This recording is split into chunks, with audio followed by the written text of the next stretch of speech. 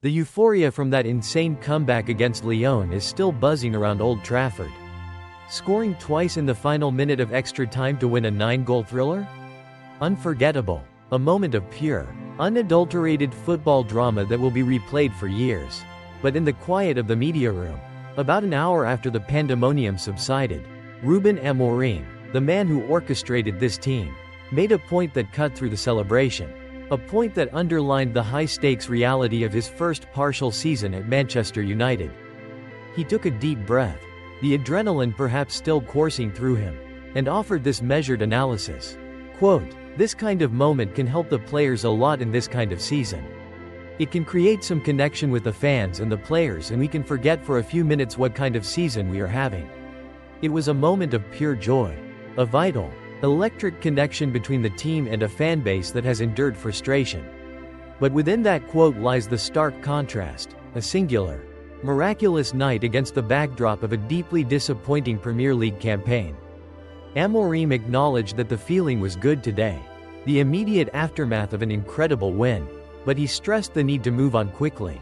Quote, "Tomorrow we start everything again. And tomorrow, for United, meant the immediate, grinding reality of preparing for a Premier League fixture against Wolves at home.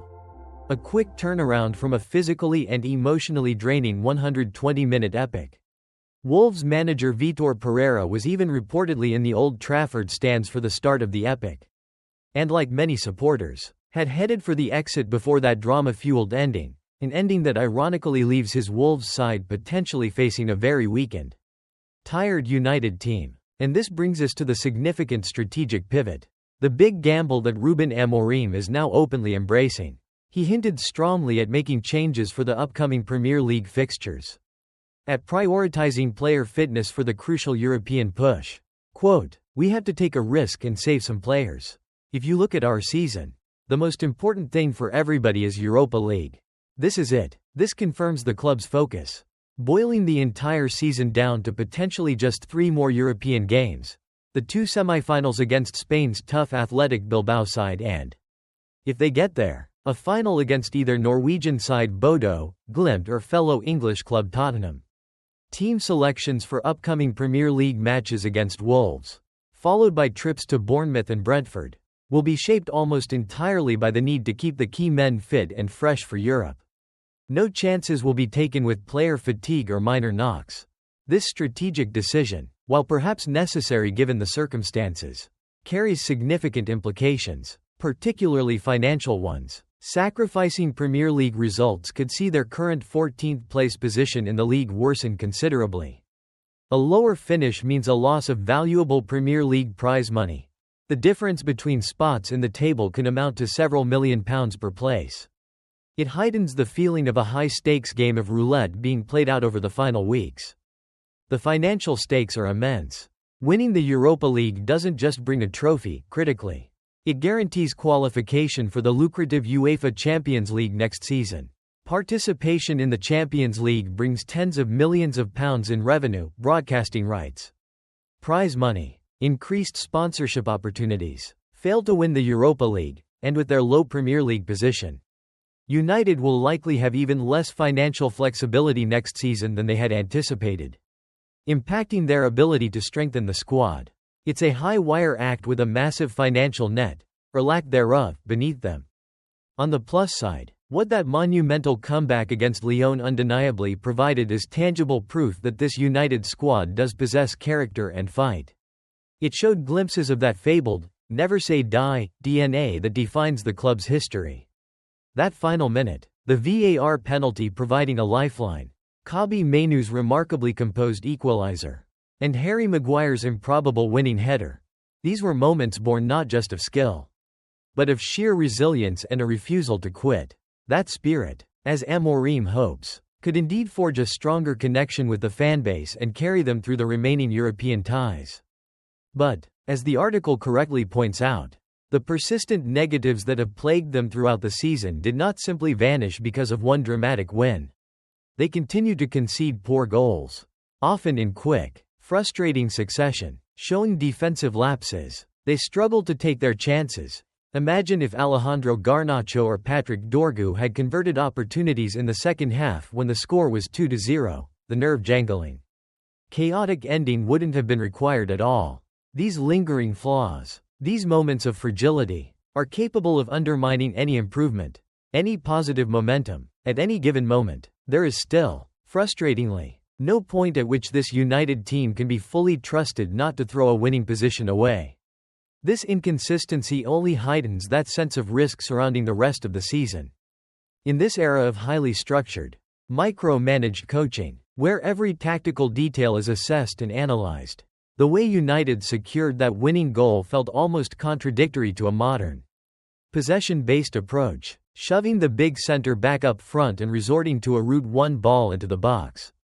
It was a throwback, a moment of desperation. Even Amorim, post-match, tried to frame it within a tactical context, saying, quote, "In these moments, it's something really important. I see Harry Maguire as a striker.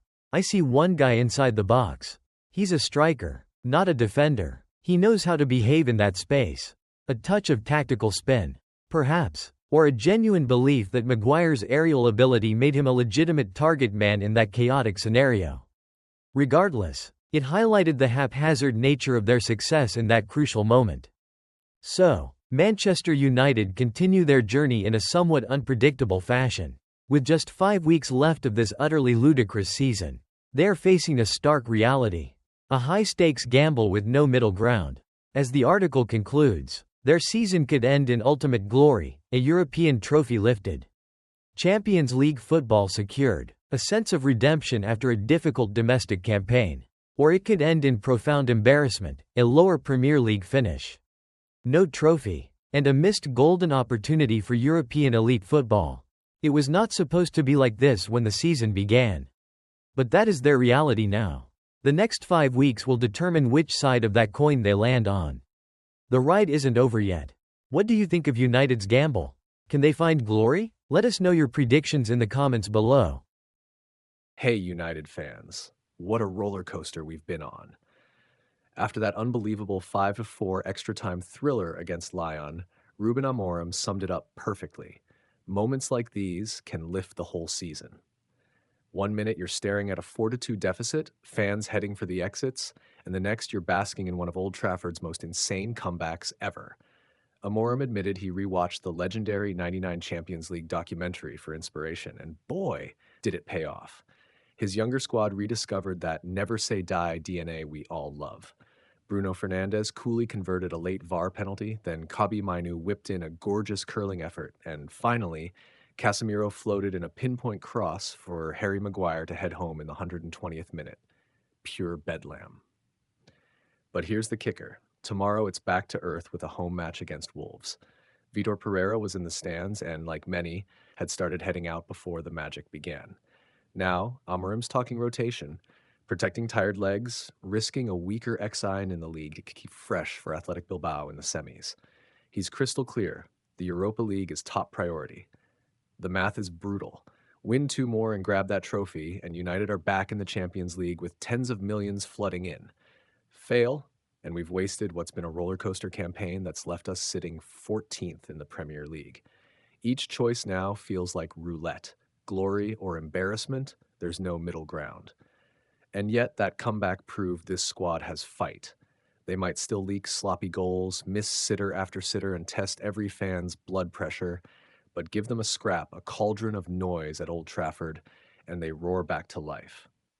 That character, that fight, that passion, that's what keeps us believing, even in the darkest moments. So what do you think, Reds? Should Amorim rest key men against Wolves or go full strength to keep momentum? Can this squad overcome the flaws and turn Europa League dreams into reality? Drop your thoughts in the comments, give us a like if you believe in this team spirit, and hit subscribe for all the build-up to the semis. Up the Reds!